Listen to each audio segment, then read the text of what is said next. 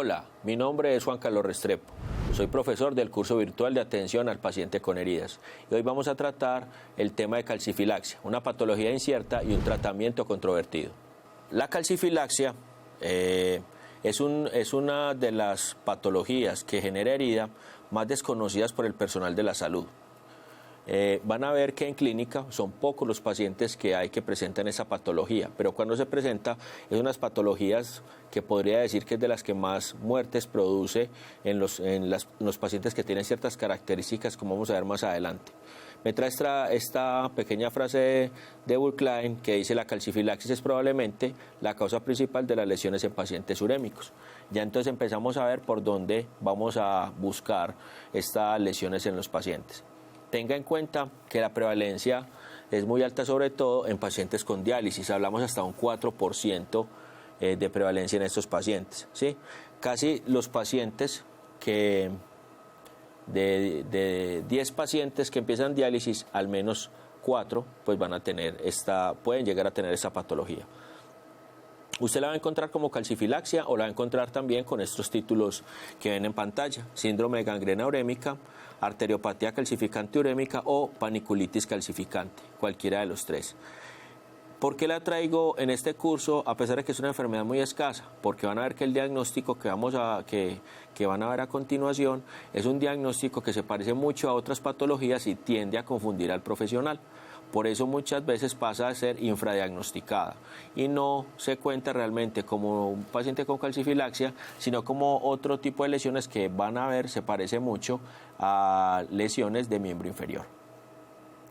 Entonces, la arteriopatía calcificante urémica es un síndrome urémico gangrenoso, ¿sí? También se conoce como una enfermedad urémica de pequeños vasos y calcificaciones distróficas. Aquí vemos algunos de los pacientes. Mire la necrosis que se hace en toda la herida, ¿sí? Mire este otro paciente también con esta necrosis, que si se le presenta en miembros inferiores, pues posiblemente, si usted no sabe mucho de heridas, podría pensar que es una úlcera arterial, por ejemplo, ¿sí? Por las características que tiene de la herida. Entonces hace que tenga un mal diagnóstico y se pierda tiempo en el manejo de la misma. Esa calcifilaxis o arteriopatía calcificante urémica, ¿sí? ¿Cómo se define o qué es? Es un proceso por el cual el tejido se endurece, ¿sí? Por eso se llama calcifilaxis, se calcifica por un depósito de sales de calcio. Es como, me perdonan la analogía, es como si el tejido se volviera como porcelana, ¿sí? Por el depósito que hay de calcio, por eso se llama calcifilaxia. Hay de dos tipos: la calcifilaxia o la arteriopatía calcificante urémica distrófica y la metastásica. La distrófica, por lo general hay depósito de calcio en tejidos anormales, como es el tejido cicatrizal o placas ateroscleróticas, y en la metastásica el depósito de calcio se da en los tejidos normales como consecuencia de una alteración en el metabolismo fosfocálcico. Vamos a ver entonces ahora que una de las medidas que se hace para diagnosticar y tratar a este paciente es el producto calcio-fósforo, que vamos a ver los valores y vamos a ver entonces cómo podemos tratar a este paciente.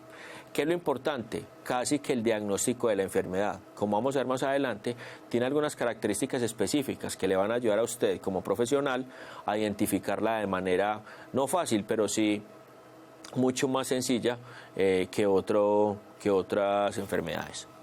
Es muy raro, este es un síndrome, es raro, realmente si usted lo busca le va a decir hasta hace un año habían solamente 200 casos reportados en todo el mundo. En Antioquia hay aproximadamente 4 casos, ¿sí? Y sigue en aumento, sobre todo porque se sospecha que hay mucho infradiagnóstico por el desconocimiento de la enfermedad. No es una enfermedad que todas las personas que manejen heridas la manejen y la conozcan, pero sí es una enfermedad que se puede presentar mucho en pacientes con insuficiencia renal, diabéticos y que están en diálisis, como vamos a ver a continuación. Por lo general, dan también en pacientes que tienen esas características y un aumento en el uso del calcio y el calcitriol para el tratamiento del hiperparatiroidismo secundario. Es decir, que estos pacientes que están con tratamiento para el hiperparatiroidismo son candidatos para este síndrome de calcifilaxia y tiene una sintomatología específica que ya vamos a ver. Entonces no descarte nunca pacientes con diabetes mellitus, pacientes con diálisis pacientes con insuficiencia renal aguda o crónica, y sobre todo pacientes con hiperparatiroidismo.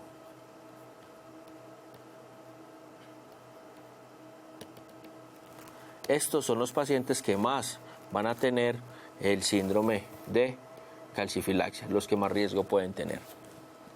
Muy bien, entonces la mortalidad cuando se presenta es del 60 al 80%, es decir, más de la mitad de los pacientes cuando presentan calcifilaxis se mueren. Y sobre todo hay muchos que son trasplantados entran en este grupo también de los posibles afectados. En cualquier edad se puede dar, no depende de un grupo poblacional como tal, y se da más que todo en mujeres.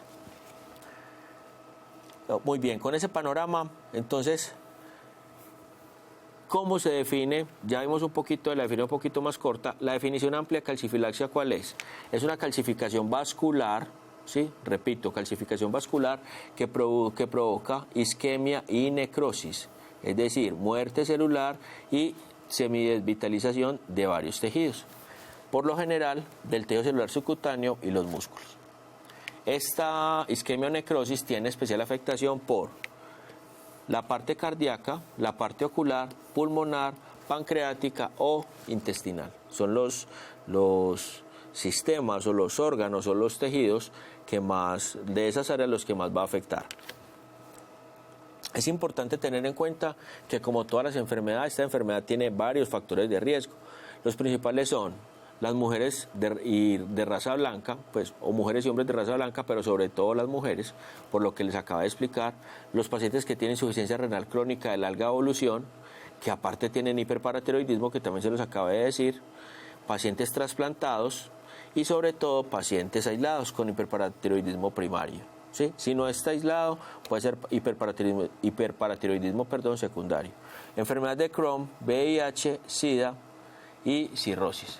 Entonces, mire que estas características, contar con alguna de ellas, ¿sí? O una sumatoria de varias, pues te hace más propenso a que te pueda suceder la enfermedad. Estas son las cosas que hay que valorar en el primer interrogatorio que tenga con el paciente en el momento de hacerle la consulta o la entrada al servicio como tal. Otro de los factores de riesgo es tener un producto calcio-fósforo aumentado.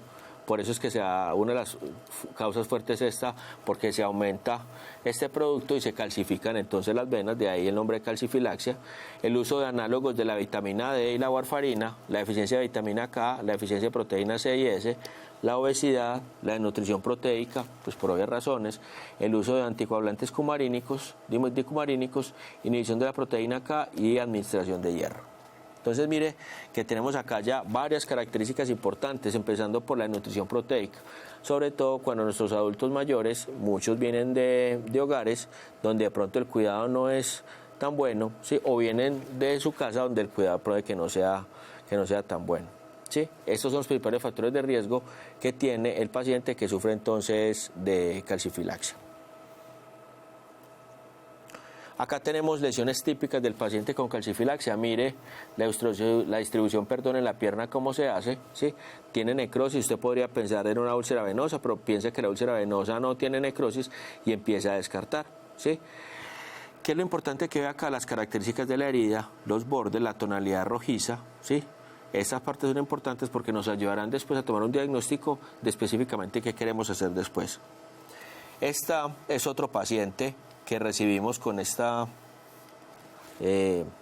costra, si se puede decir así, de tejido necrótico sobre la herida. Nótese también lo arraigado y lo seco que está. Al parecer pudiera ser otro tipo de herida diferente, una úlcera isquémica de pronto muy avanzada. Y por último, pues mire que es un paciente que parece que está hipergranulado y demás, ¿sí? Y que parece pues que no fuera calcifilaxia como tal, pero las características de la herida la delatan, como vamos a ver más adelante. Entonces usted va a tener dos tipos de presentación de la calcifilaxia, acral y proximal. La proximal da sobre todo en los diabéticos. ¿Cuál es la diferencia entre la acral y la proximal? El metabolismo del calcio-fósforo, ¿sí? Menos severas en la proximal. esa es la más importante, ¿sí? Es decir, en esa parte de los diabéticos. ¿Qué lesiones o estas lesiones donde se dan de forma más abundante? Se dan en las caderas, las nalgas, la parte infraumbilical y la parte superior del muslo, que donde hay más depósito de grasa porque tiene mucha predilección por los depósitos de grasa, y también en algunas series de desarrollo de calcifilaxis en las zonas de punción de insulina subcutánea o heparina. ¿Sí? Mire que acá siempre aparece es por la presencia de microorganismos y demás. Muy bien, entonces, ¿cuál es la etiopatogenia de la enfermedad? Primero que todo, el paciente va a tener hiperfosfatemia, que usted lo va a poder consultar en los laboratorios del paciente, una hipercalcemia, que usted lo va a comprobar no solo en los laboratorios, sino si le hace un electrocardiograma y demás, se va a dar cuenta y por la sintomatología que le va a presentar el paciente. Y por último, un hiperparatiroidismo, que también tiene una sintomatología específica que le invito a que consulte para que complemente mejor este capítulo. Con estas tres características el paciente llega a la institución y hay que hacerle un tratamiento agresivo. Ese tratamiento agresivo incluye o tiene por lo general una calcificación de vasos y aparecen ya las primeras lesiones, ¿sí? Y este paciente pues empieza con un síndrome de mala absorción, se le infectan esas lesiones y viene y consulta por lo general ya cuando está muy comprometido. Entonces, hay varias clínicas que vamos a ver en el paciente, varias presentaciones clínicas. La primera hay una aparición súbita de máculas violáceas muy dolorosas, repito, aparición súbita, es decir, que nadie lo esperaba, de máculas violáceas muy dolorosas, ¿sí? Y la evolución de úlceras necróticas y escaras de borde violáceos e induración leñosa. Esa evolución, cuando ya pasan de esa mácula, evolucionan a úlceras necróticas y esos úlceras necróticas tienen por lo general bordes violáceos e induración leñosa. Aquí vemos entonces una característica con estas máculas violáceas, que el paciente refiere mucho dolor de las mismas. Lo más llamativo de la enfermedad, aparte de las lesiones y la necrosis, es el dolor, ¿sí? Ese dolor, sobre todo, también van a ver que, aparte de que aparece un verde violáceo en los bordes como tal, ese verde violáceo está indicando que va a volverse una lesión necrótica y va a aumentar muchísimo el dolor. Y sobre todo, por los estudios radiológicos e histopatológicos, podemos decir que el paciente puede tener o no una púrpura reticuliforme. Esa púrpura reticuliforme pues hace que en el paciente se presenten algunas alteraciones que vamos a ver más adelante. Este es un paciente, por ejemplo, con una lesión de calcifilaxia en ambos miembros inferiores. Mire las características de la herida, ¿sí? Mire la necrosis que hay, mire la necrosis, todo este tejido acá. Si usted mira por acá, es un tejido semidesvitalizado, ¿sí? Mire que está lleno de eso. Acá el otro pie está empezando la lesión también. Y en la otra pierna, pues mire el tejido como está, toda esta parte hay que tratar de desviarla para que la herida empiece de cero, empiece a sangrar y podamos entonces sacar esa herida del estado en que está. En la clínica 2 los pulsos están conservados, ¿sí? En la 1 no tanto, podían estar o no estar presentes. Aquí casi siempre la vía aérea es la que se necrosa, entonces deben estar conservados. Muy importante también que la radiología se demuestra en vasos menores de 0.5 milímetros, ¿sí? Presenta calcificación cuando la analizan en ciertos vasos del cuerpo. Y sobre todo se desarrolla hipotensión, fiebre, demencia, infartos viscerales como calcifilaxis sistémica. Entonces recuerde, el paciente va a desarrollar hipotensión, fiebre, demencia e infartos viscerales. En cuanto a la anatomía patológica, de pronto es más específica que en otras enfermedades. Hay calcificación de la capa media de los vasos arteriales del tejido dérmico e hipodérmico. Hay hiperplasia de la capa íntima. Hay trombos de fibrina en los vasos subcutáneos y en la dermis se presenta necrosis isquémica. Y aparte, en el tejido hipodérmico se encuentran calcificaciones alrededor de los adipocitos. Es decir, este paciente por lo general es un paciente que puede tener dificultades para la movilidad y dificultades también para reconocer pues el tejido que hay ahí, y por eso pues necesita pues la ayuda de un profesional experto en el tema.